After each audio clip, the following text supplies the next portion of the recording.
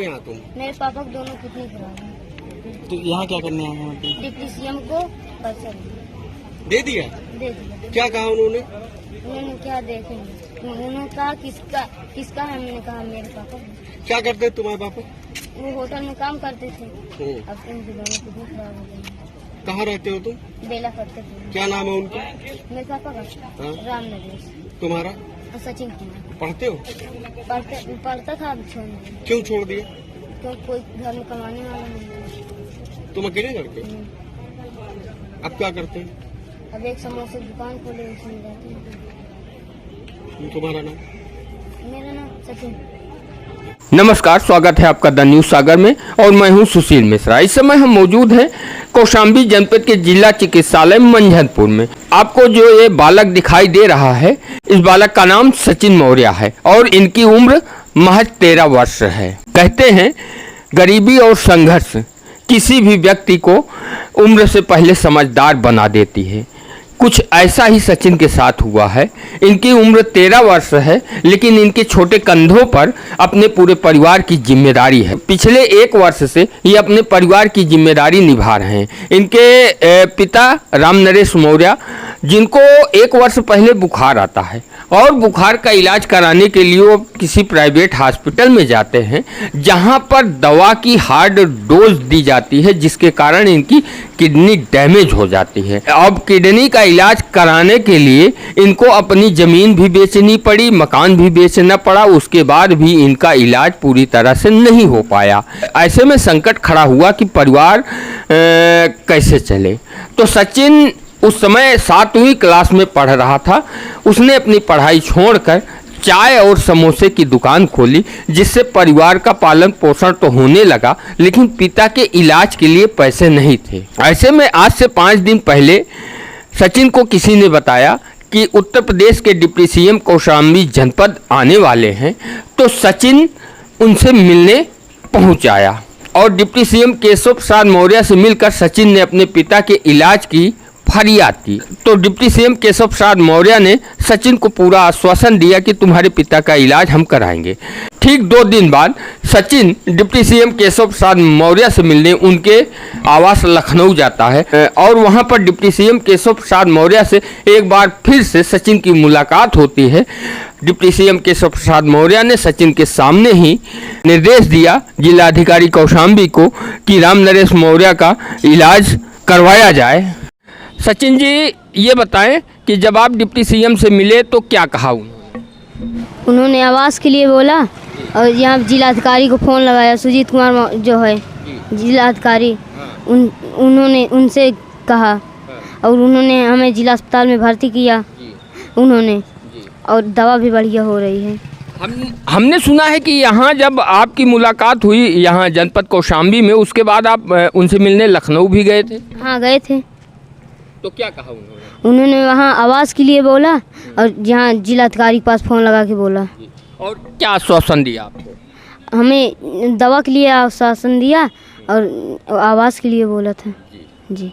तो क्या लगता है अब आपके पिताजी का इलाज हो जाएगा? हाँ, हो जाएगा जी। भरोसा है? आप संतुष्ट हैं? संतुष्ट हैं। राम नरेश। ये बताइए समस्या क्या है?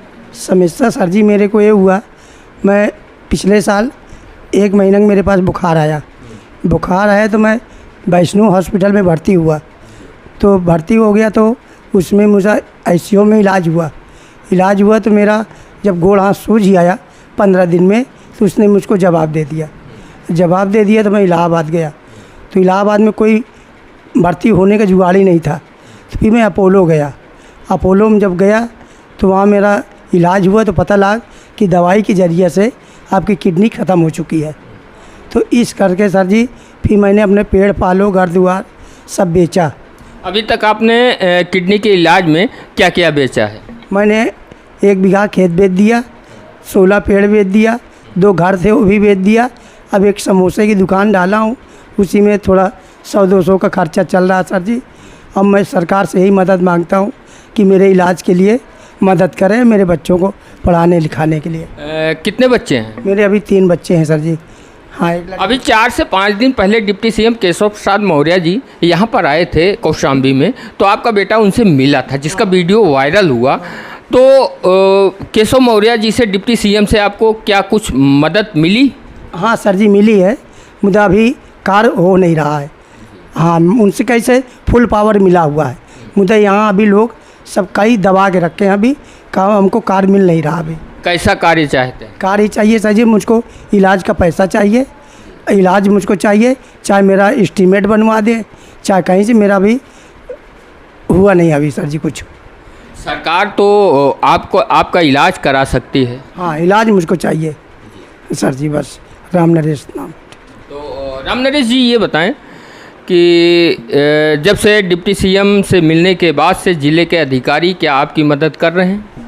सर जी आज तो आना था सबको, सीमो साहब को आना था सबको, आज तो मेरे पास कोई नहीं आया।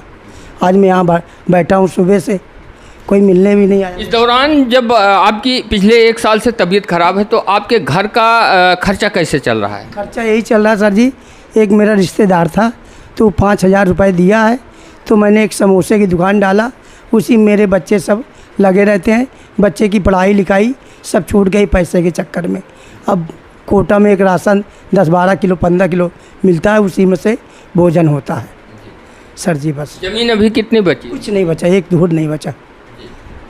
तो दवाई के लिए, और आपकी किडनी दवा के रिएक्शन के कारण ख़राब हुई, क्या किसी डॉक्टर ने इसको बताया या आप अपने मन से कह रहे हैं? नहीं किसी डॉक्टर ने किया, वैष्णो हॉस्पिटल। नहीं मेरी बात सुनिए, आपको किसी डॉक्टर ने बताया कि दवा के कारण खराब हुई है या स्वाभाविक रूप से खराब हुई है? नहीं डॉक्टर ने, अपोलो में दिल्ली में मैं इलाज कराया जब गया तो वहीं बताए, भर्ती करते ही डॉक्टर बता दिया। क्या बताया? बताया कि आपकी दवा की वजह से किडनी ख़त्म हो चुकी है। हाँ सर जी। एक तरफ राम नरेश जी कह रहे हैं कि अभी उस तरह से प्रयास या इलाज नहीं किया जा रहा है जिस तरह से आवश्यकता है। तो अब देखने वाली बात ये होगी कि डिप्टी सीएम केशव प्रसाद मौर्य जी का जो सहयोग है, अगर उससे राम नरेश का इलाज हो जाता है तो एक तरह से कहा जाए कि एक परिवार का भला हो जाएगा।